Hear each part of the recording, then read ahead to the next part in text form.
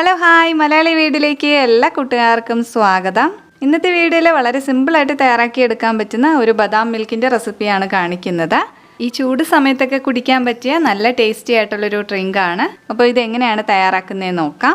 വീഡിയോയിലേക്ക് പോകുന്നതിന് മുന്നേ എൻ്റെ ചാനൽ പുതുതായിട്ട് കാണുന്നവർ വീഡിയോ ഇഷ്ടപ്പെടുകയാണെങ്കിൽ ഒന്ന് സബ്സ്ക്രൈബ് ചെയ്ത് സപ്പോർട്ട് ചെയ്യുക. ഇത് തയ്യാറാക്കാനായിട്ട് ഞാൻ 20 ബദാമാണ് എടുത്തിട്ടുള്ളത്. അതൊരു ബൗളിലേക്ക് ഇട്ട് കൊടുക്കാം. ഇനി ഇതിൻ്റെ തൊലി കളഞ്ഞെടുക്കണം. അതിനായിട്ട് നല്ല ചൂടുവെള്ളം ഒഴിച്ചിട്ട് ഒരു 20 മിനിറ്റ് മാറ്റി വയ്ക്കാം.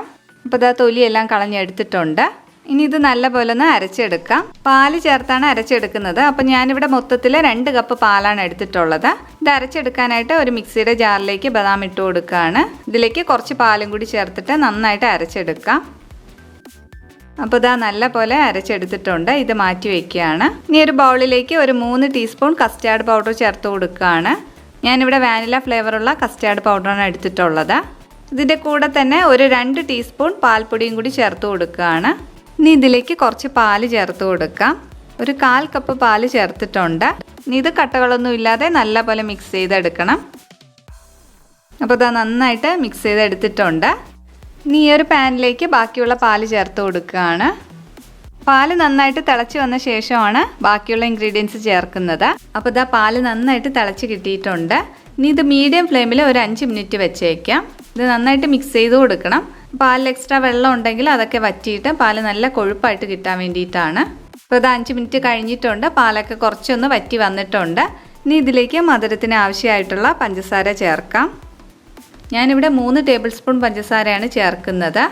പഞ്ചസാര ചേർത്ത് നല്ലപോലെ ഒന്ന് മിക്സ് ചെയ്ത് കൊടുക്കാം. അതൊന്ന് നന്നായിട്ട് മെൽറ്റായി വരണം. അപ്പോൾ പഞ്ചസാരയെല്ലാം അലിഞ്ഞ് കിട്ടിയിട്ടുണ്ട്. ഇനി ഇതിലേക്ക് നമ്മൾ മിക്സ് ചെയ്ത് വെച്ചിട്ടുള്ള കസ്റ്റാർഡ് പൗഡറിൻ്റെയും പാൽപ്പൊടിയുടെയും മിക്സാണ് ചേർത്ത് കൊടുക്കേണ്ടത്. അപ്പോൾ അത് ചേർക്കുന്നതിന് മുന്നേ നന്നായിട്ട് ഒന്നുകൂടി മിക്സ് ചെയ്തിട്ട് വേണം ഇതിലേക്ക് ചേർക്കാൻ. അതുപോലെ ലോ ഫ്ലെയിമിലാക്കിയിട്ട് വേണം ഒഴിച്ചു കൊടുക്കാൻ. നമ്മൾ ചേർത്ത ഉടൻ തന്നെ ഇത് കട്ട പിടിക്കും. അതുകൊണ്ട് പെട്ടെന്ന് തന്നെ ഇളക്കി കൊടുക്കണം.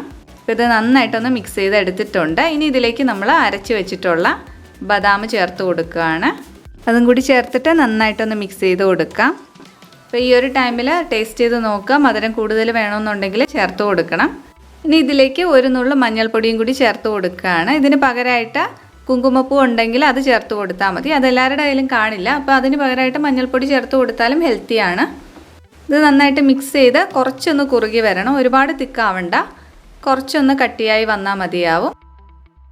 അപ്പോൾ ഇതാ കുറച്ചൊന്ന് കട്ടിയായിട്ടുണ്ട്. ഒരുപാട് അങ്ങ് കട്ടിയാക്കണ്ട. ഈ ഒരു കണക്കിന് തന്നെ എല്ലാം കൂടി നന്നായിട്ട് മിക്സായി കിട്ടുമ്പോഴത്തേക്കും ഫ്ലെയിം ഓഫ് ചെയ്യാം.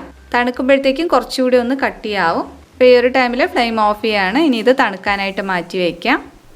ഇത് നല്ലപോലെ ചൂട് മാറിയിട്ട് ഫ്രിഡ്ജിനകത്ത് വെച്ച് തണുപ്പിച്ചെടുക്കാം. അങ്ങനെ കുടിക്കുമ്പോഴത്തേക്കും കുറച്ചുകൂടി ടേസ്റ്റാണ്. അപ്പോൾ ഇതാ നന്നായിട്ട് തണുപ്പിച്ചെടുത്തിട്ടുണ്ട്. ഇനി ഇത് സെർവ് ചെയ്യുന്ന ഗ്ലാസ്സിലേക്ക് ഒഴിച്ചു കൊടുക്കുകയാണ്. അപ്പോൾ ഇതാണ് ഇതിൻ്റെ കറക്റ്റായിട്ടുള്ള പരുവം. ഒരുപാട് വറ്റിച്ചെടുത്തിട്ടില്ല. ചെറിയ രീതിയിലൊന്ന് തിക്കായിട്ടേ ഉള്ളൂ. കൂടുതൽ കട്ടിയായി പോയി കഴിഞ്ഞാൽ തണുത്ത് കഴിയുമ്പോൾ കുറച്ചുകൂടെ കട്ടിയാവും. അപ്പോൾ അതൊന്ന് ശ്രദ്ധിച്ചിട്ട് വേണം റെഡിയാക്കി എടുക്കാൻ.